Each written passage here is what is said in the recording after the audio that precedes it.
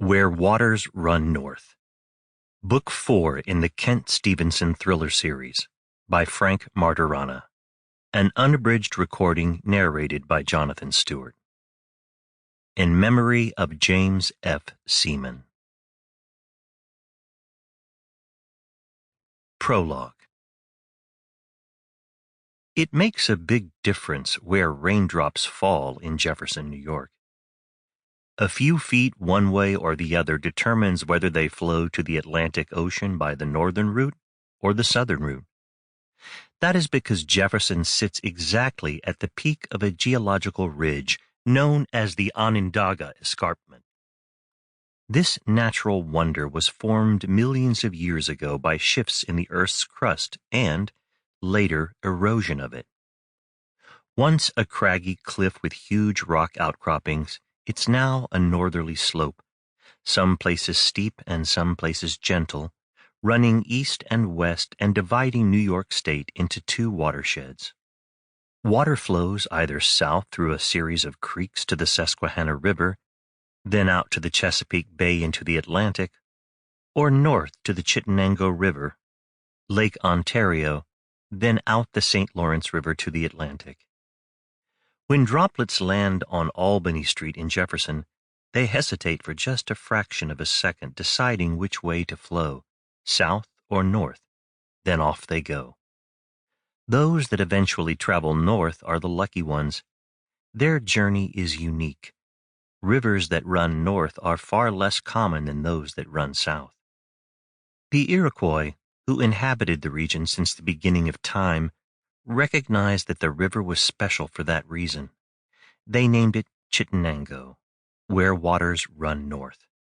The village of Jefferson lies along the shore of Heron Lake, which is where the Chittenango originates as a small creek that is the outflow of Heron Lake.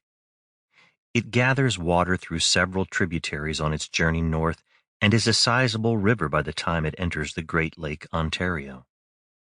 For eons before Europeans arrived, the Chittenango River provided sustenance for the Iroquois in the form of Atlantic salmon. Every fall, huge runs, millions of fish, swam upstream to spawn in shallow water where they were easily harvested by the Iroquois, an annual gift from the Creator. Nowadays, most of the Indian land has been swallowed up by the westward progress of white men. So much damage was done to the river by pollution, dams, and commercial fishing that the Atlantic salmon have all died out. Today there are salmon in the Chittenango, yes, but they are stockers.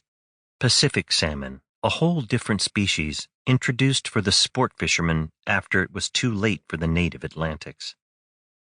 The few Iroquois who remain live on a handful of small reservations throughout the state. The Owagina, a tiny offshoot of the Onondaga Iroquois nation, live on a mostly forgotten postage stamp-sized piece of land along the western shore of the Chittenango River as it descends the escarpment headed north out of Jefferson. To this day, they adhere to the traditional ways to a greater degree than their more progressive brethren. The Owagina are to the Iroquois as the Amish are to mainstream America.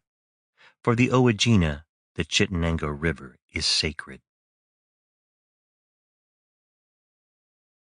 Chapter 1. Spring, 1999. It was a perfect morning. Lute Crimshaw lumbered like an old bear in knee-deep water a few feet from shore. The current was light, so he turned to let the first rays of sunshine warm his broad shoulders. Moments like these reminded him of why the Owagina considered the Chittenango River sacred. To the east, the sun was on the horizon, sending an explosion of red and gold into the sky. The air held the scent of a promising day. Lute had 3 nice brown trout in his creel. He needed 4, 2 for himself, and 2 for Otzi, his blue-tick hound. Lute heard a splash and an Indian curse. He turned just in time to see Jimmy Silverheel regain his balance, narrowly avoiding a cold dip. Lute's features were coarse and worn from a lifetime of work in the weather. His jaw jutted like a bronze anvil, and even though his eyes were surrounded by deep creases, the humor Sample complete. Ready to continue?